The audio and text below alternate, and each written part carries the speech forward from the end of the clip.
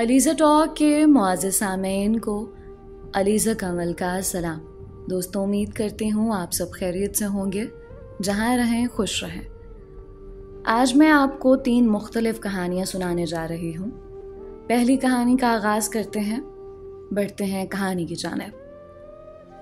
एक दिन मेरी बीवी से मामूली बात पर झगड़ा हो गया।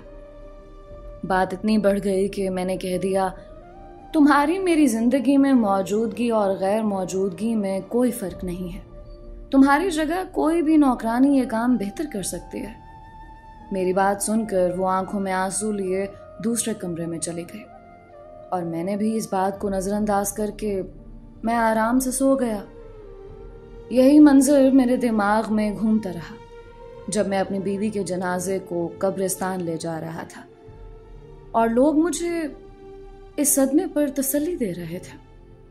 मैंने सोचा कि शायद मुझे उसकी कमी इतनी ज़्यादा महसूस नहीं हो रही, बस थोड़ा सा गम था। मैं खुद को समझाने लगा कि चंद दिनों में सब ठीक हो जाएगा। जब ताज़ियत का सिलसिला मुकम्मल हुआ और मैं घर वापस आया तो एक अजीब सी खामोशी ने दिल को जकड़ लिया। घर का हर कोना खाली, जैसे दीवारें भी उसके साथ चली गई हों। मैं बिस्तर पर लेटा, लेकिन उसके सोने की जगह से नजरें बचाकर।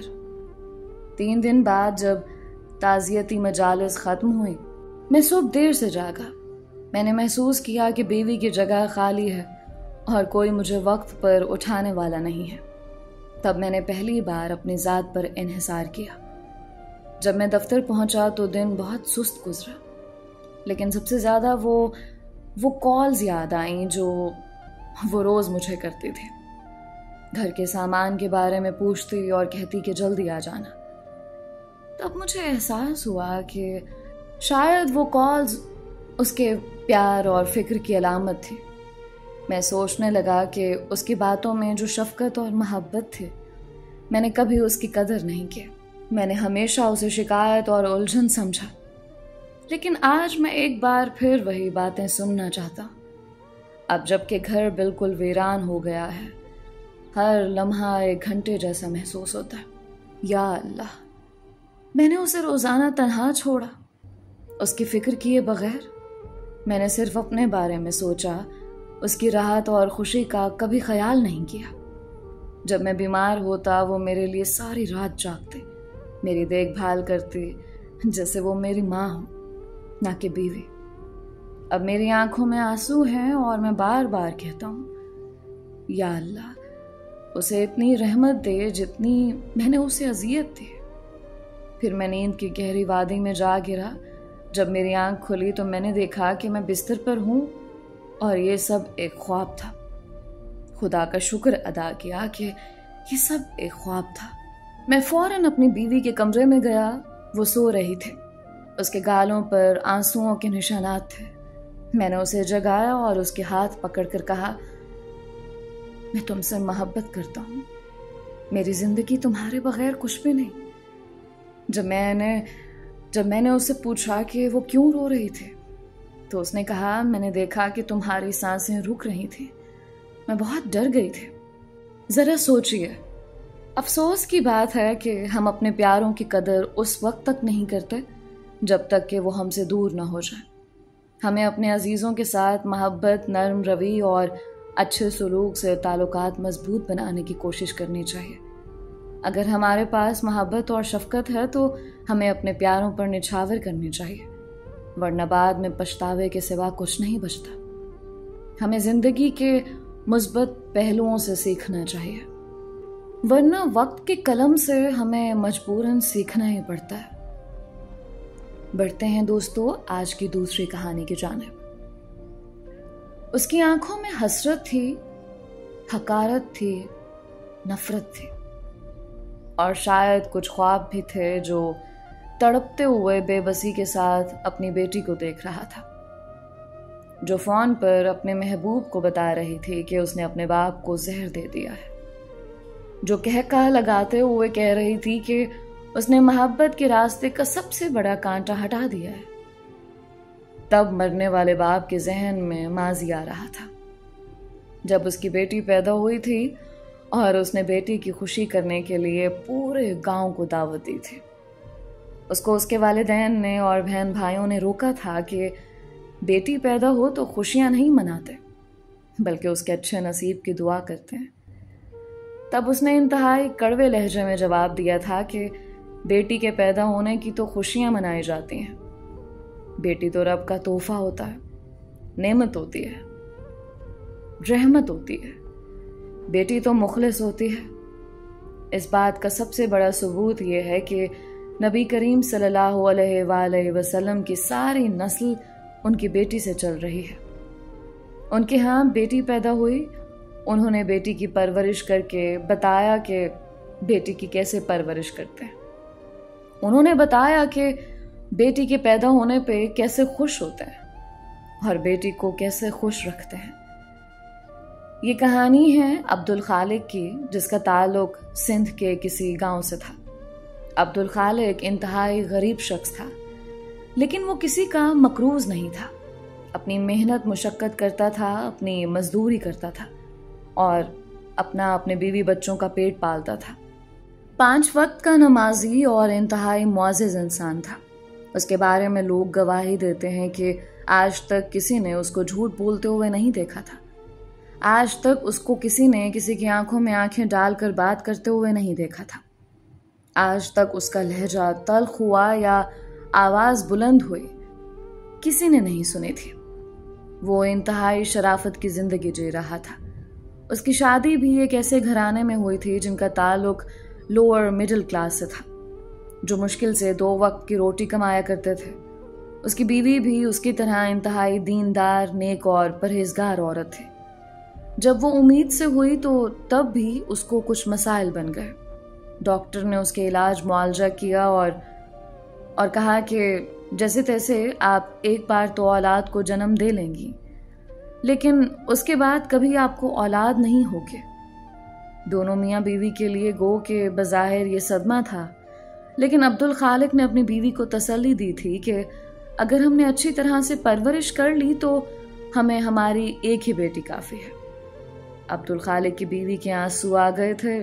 शायद उसे अंदाज़ा था कि बेटी की परवरिश कितनी मुश्किल होती है, या फिर उसे पता था कि बेटियों की तरफ से कितने बड़े बड़े दुख मिलते हैं। लेकिन वो खुद बहुत मुतमईन था और उससे अपनी बेटी पैदा होने की बहुत खुशी थी। उसने बेटी के पैदा होने की खुशी में पूरे गांव में दावत रखी थी। पूरे गांव को बुलाया था। गो के गांव के नवाब टाइप लोग थे तो नहीं आए थे, लेकिन उसकी तरह के मिडिल क्लास लोग सारे शामिल हुए थे। अब्दुल खालिक को लोगों ने बहुत रोका था कि बेटी के पैदा होने पर ऐसी खुशी नहीं मनाई जाती। यहाँ तक कि उसके बहन भाइयों और वालिदैन ने भी रोका था। गांव के बुजुर्ग और दाना लोगों ने भी समझाया था, मगर उसका एक ही जवाब था कि नबी करीम सल्लल्लाहु अलैहि वसल्लम की बेटी पैदा हुई थी, उनकी नस्ल बेटी से चले। उन्होंने बेटी की खुशी की खातिर क्या कुछ नहीं किया। मैं भी अपनी बेटी की खुशी मनाऊंगा, अपनी बेटी के परवरिश बेहतरीन अंदाज में करूंगा। और फिर उसने ऐसा ही किया। दोनों मियाँ बीवी जब भी बेटी को उठाने से पहले बावजू रहने की कोशिश करते, कलमा तैयबा और कलमा शहादत का विर्द करते और बेटी को हाथ लगाते।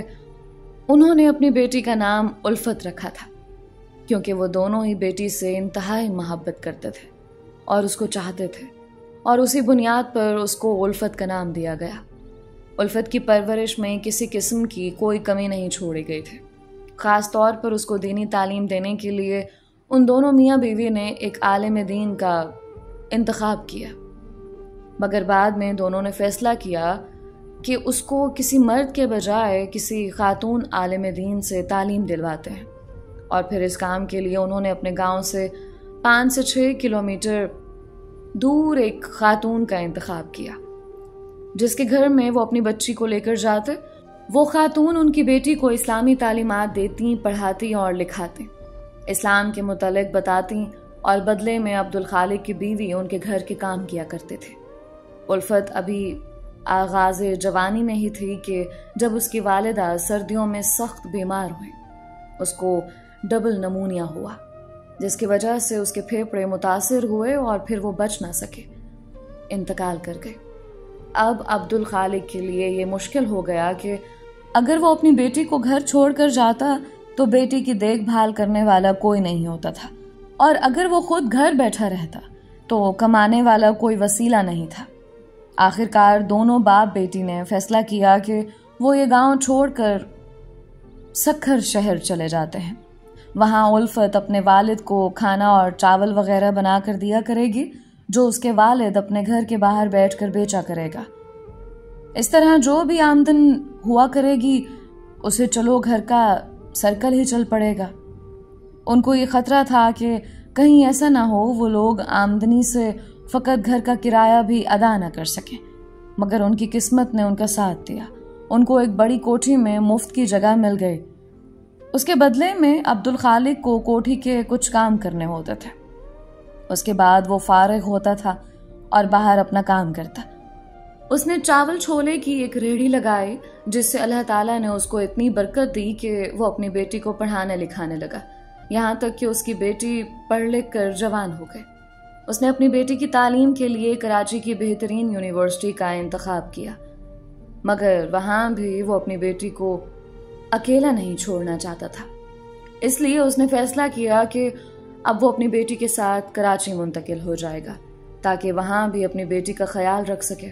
मुख्तसर अल्फाज में वो अपनी बेटी का साया बनकर रहा। कराची में भी वो अपनी बेटी की यूनिवर्सिटी के बाहर रेड़ी लगाया करता था। उल्फत भी इंतहाई ज़हीन लड़के थे। उसकी तालीम तकरीबन स्कॉलरशिप पर चलती रही। उसकी तालीम के अखराजात कम ही थे, मगर अपने बाप की मुकम्मल तवज्जो और बेहतरीन तरबियत के बावजूद वो यूनिवर्सिटी के अंदर एक लड़के की मोहब्बत में गिरफ्तार हुए। वो लड़का सिंध के किसी वडेरे का बेटा था जो इंतहाई बिगड़ा हुआ था। वो सिर्फ उल्फत के जिस्म से खेलना चाहता था। उसे निकाह से कोई सरोकार नहीं था। उल्फत के बदलते हुए चाल ढाल और अंदाज देखकर उसके बाप को अंदाजा हुआ कि उसकी बेटी किसी गलत रास्ते का इंतखाब कर रही है। उसने अपनी बेटी को समझाया, मगर तब तक उसकी बेटी उसके हाथ से निकल चुके थे, क्योंकि उस वडेरे ने उसको ये शह दे रखी थी कि अगर तुम्हारा बाप भी तुमको मुझसे जुदा करने की कोशिश करेगा तो मैं उसे टकरा जाऊंगा, बल्कि उसको कुचल कर रख दूंगा। और एक नामहरम की मोहब्बत में अंधी उल्फत ये नहीं समझ पा रही थी कि वो अपने बाप की मौत का सामान कर रही है। वो दुनियावी लज्जत में खोकर रह गई थी। उसने अपने वालिदैन की परवरिश को पसे पुश्त डाल दिया था। उसने अपने वालिद की मेहनत पर पानी फेर दिया था और उस नामहरम की मोहब्बत में अपने वालिद को छोड़ने पर राजी हो गई थी। जब उसके वालिद ने उसके साथ सख्ती से पेश आना शुरू किया तो तब तक खेल हाथ से निकल चुका था। उल्फत अपने महबूब के साथ होटलों में जाकर रातें रंगीन कर चुके थे, बल्कि अब तो उसका महबूब खुलेआम उसको घर छोड़ने और घर से लेने भी आ जाया करता था। जब उसके बाप ने ये हालात देखे तो उसने अपनी बेटी की तालीम पर पाबंदी लगा दी। जब उल्फत को कोई और सूरत नजर ना आई तो उसने अपने महबूब के कहने पर अपने बाप को जहर दे दिया। उसके बाप को बेटी के अमाल देखते हुए भी इतना यकीन था कि उसकी बेटी कभी उसको जहर नहीं दे सकते, उसको जान से नहीं मार सकती। उसका यकीन का फायदा उठाते हुए उसने बाप को जहर दे दी और उसका बाप 10 से 15 मिनट में तड़प तड़प कर मर गया। बाप की मौत के बाद उसने अपने महबूब को अपने घर बुलाया। उसके बाप की हालत पहले दुरुस्त की गई ताकि उसकी मौत की वजह पता न चल सके। उसके बाद उसने अपने महबूब को घर से भेज दिया और आस पड़ोस में बताने चली गई कि उसके बाप का इंतकाल हो गया है। अब्दुल खालिक का उस पड़ोस के लोगों के साथ इंतहाई अच्छा रवैया था। जिसने उसकी मौत की खबर सुनी दौड़ा चला आया। मर्दो खवातीन का हुजूम घर में आ गया। लोग उसकी हालत देखकर कोई शक का इजहार करने लगे, मगर किसी का ध्यान भी उल्फत की तरफ नहीं जा रहा था। कोई सोच भी नहीं सकता था कि एक बेटी अपने बाप को किसी नामहरम की मोहब्बत में आकर कत्ल कर सकती है या उसे जहर दे सकती है। इसलिए किसी ने भी खुलकर बात न की, मगर शायद अब उनके अमाल का पर्दा चाक होने का वक्त आ गया था। उसका महबूब जब उसके बाप की मौत की तस्दीक करने के बाद उसके घर से निकला तो रास्ते में जाते हुए पुलिस के हत्थे चढ़ गया। वो छोटे मोटे जराइम में पहले से ही मुलविस था। जब पुलिस को मशकूक लगा और उसे पुलिस स्टेशन तक ले गए तो उसने वहां जाकर अपने तमाम जराइम को कबूल किया। तो साथ ही उल्फत वाला किस्सा भी बता दिया और बताया किस तरह उसने अपनी महबूबा के साथ मिलकर उसके बाप को जहर खिला दिया है और अब वहीं से आ रहा है। जबकि इस तरफ लोग अब्दुल खालिक को कफन दफन देने का इंतजाम कर रहे थे। दूसरी तरफ पुलिस उल्फत के महबूब को लेकर मौके पर पहुंच चुकी थी। उन्होंने लाश को कब्जे में लिया, उल्फत और उसके महबूब को गिरफ्तार किया, उन पर कत्ल का पर्चा दर्ज करके उनको जेल भेज दिया। आज उल्फत वहां अपने किए की सजा भुगत रही है, जबकि उसका महबूब जिसके पीछे उसके वारिस थे वो कब का बेगुनाह करार देकर रिहा हो चुका है। याद रखें, जब आप नामहरम की मोहब्बत में अपने सहारों को तोड़ देते हैं, अपने मुहाफिजों को मार देते हैं, तो फिर आप हमेशा खसारे में रहते हैं। इसकी सबसे बड़ी मिसाल उल्फत है। उल्फत के इस वाक़ये से आप सीख सकती हैं कि नामहरम की मोहब्बत में कितना नुकसान होता है। बढ़ते हैं आज की तीसरी कहानी की जानिब। जिंदगी के 24 साल मेरी माँ मुझे वो सब कुछ नहीं सिखा सके जो चंद सालों में मेरी सास ने सिखाया। यकीन नहीं आया ना? चलें मैं आपको बताती हूँ। आज सफाई ठीक से नहीं हुई, सालन सही नहीं बना, रोटी पर रूप नहीं है। ये बर्तन कैसे धोए तुमने? तुम तो बिल्कुल ही बेवकूफ हो। तुम्हारी पसंद तो बिल्कुल अच्छी नहीं है। कितने तेज रंग पसंद करती हो। तुम्हारे मैके वालों ने लाड प्यार करके तुम्हारा दिमाग खराब कर दिया। करती ही क्या है सारा दिन? सारा दिन तो सोती हैं। काम तो हमने किया है अपने जमाने में। ना शक्ल है, ना औलाद है, ना पैसा है, तुम्हें गुरूर किस बात का है? बड़ों को जवाब देती हैं, भाई बड़ी तेज मिजाज है। भाई तुम मियाँ के कपड़े धो, इस्त्री करो, खाना पकाओ। क्या मियाँ के पीछे पड़ी रहती हो कि कहाँ जा रहे हो, कहाँ से आ रहे हो? तुम्हें मासी रखनी है तो मैके से पैसे ले आओ। ये वो सारे जुमले हैं जो सारा दिन काम में जुटे हुए मेरे कानों में डाले जाते थे। लें जी, सीमी बीबी की सारी डिग्रियां, सारी काबिलियत, तरबियत, सुगड़ापा सब गया चूल्हे में। बस फिर यूं हुआ कि सब्र की उंगली पकड़ के हम इतना चले कि रास्ते हैरान रह गए। शादी से पहले जरा सा दिल दुखने पर घंटों रोने वाली ने दिल पर पत्थर रख लिया। मेरी मरी हुई माँ की तरबियत पर कोई उंगली ना उठाए। हर बात दिल में कब्र बनाकर दफनानी शुरू करते। जिस बाप ने सारी जिंदगी सर उठाकर जीना सिखाया, उसका सर मेरी वजह से ना झुके, ये मैं मर कर भी होने नहीं दूंगी। सो कभी बाप को खबर नहीं होने दी कि उनकी लाडली पर कैसे कैसे तीर आजमाए जाते हैं। इस सब के बावजूद मैंने अपनी सास से बहुत कुछ सीखा। मैंने सीखा कि हर वक्त की तनकीद इंसान को कैसे खोखला कर देती है। सो मैंने किसी पर भी तनकीद करना छोड़ दी। मैंने सीखा कि मुझे डिग्रेड करने के लिए वो मेरी हर बात को रद्द कर देती हैं, तो मैं अपनी ही नजरों में किस तरह गिर जाती हूँ। सो मैंने दूसरों की बातों को अहमियत देना सीखा। जब आपके घर वालों पर बहाने से दुनिया के सबसे घटिया खानदान होने का इल्जाम लगता है, एक आग से सीने में रह रहकर उबलती है। ना पूछ फैज, कहते हैं कि मेरे दिल पर मुझे काबू ही नहीं रहता है, पर अपने दिल पर काबू रखना मुझे मेरी सास की वजह से आया। मैंने सीखा कि आपकी शख्सियत में दिन रात कीड़े निकाले जाएं तो आपकी शख्सियत अदम तवाजुन का शिकार हो जाती है। सो मैंने दूसरों की तारीफ करना सीख ली, मगर इसमें मुनाफकत शामिल ना हो। मैंने सीखा कि दूसरों की जिंदगी में परेशानी और तकलीफ की बजाय आसानी देने में जो खुशी मिलती है वो अनमोल है। मैंने सीखा कि दूसरों के मुतालिक सच को उसके मुंह पर दे मारने से अच्छा है कि इंसान खामोश रहकर थोड़ा सा बर्दाश्त कर ले। मैंने सीखा कि अपने ऊपर की गई ज्यादती के खिलाफ बोलो तो आपको तेज मिजाज, बदअखलाक, शौहर की नाफरमान और जहन्नमी कहा जाता है, तो मैं कोशिश करने लगी कि मैं किसी के साथ ज्यादती ना करूं। मैंने ये भी जाना कि जब किसी के जुमले आपकी रूह तक को छल नहीं करते, तो दिल दुखाने वाली बातों पर दुखे दिल और नम आंखों के साथ इन्नल्लाह मा साबिरीन, यानी बेशक अल्लाह साबिरों के साथ है, इसका विर्द करें। आपको कितना सुकून अता करेगा ये विर्द।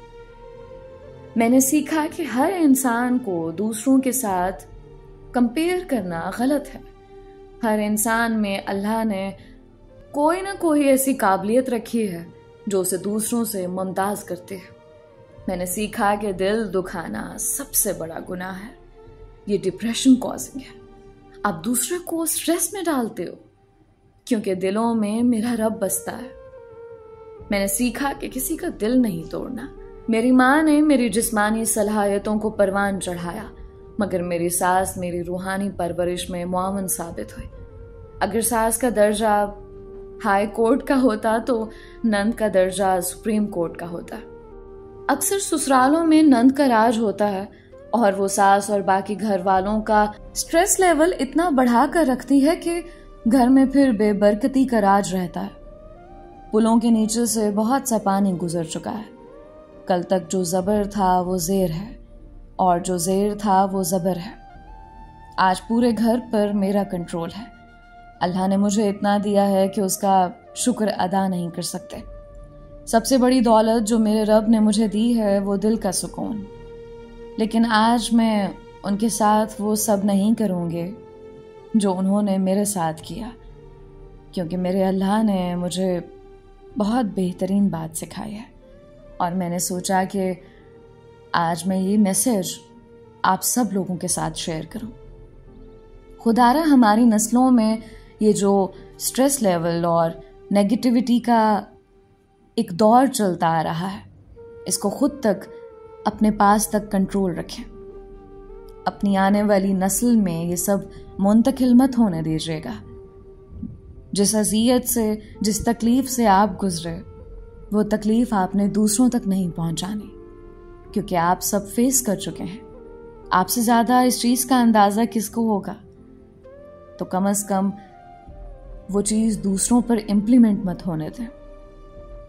दोस्तों, उम्मीद करती हूँ इन तीनों कहानियों से आज आपको इंतहाई खूबसूरत मैसेज मिले होंगे।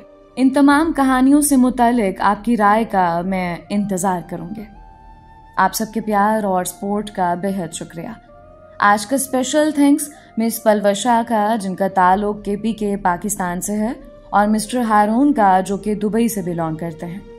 हमारे चैनल को लाजमी सब्सक्राइब करें ताकि आने वाली नई कहानियों का आपको नोटिफिकेशन मिले। अलीज़ा कंवल को अपनी बहुत सारी दुआओं में याद रखें। इंशाल्लाह मैं एक और मुनफरिद कहानी आपके साथ शेयर करूंगी। अपना और अपनों का बहुत ख्याल रखें। अल्लाह हम सबका हामी नासर रहे।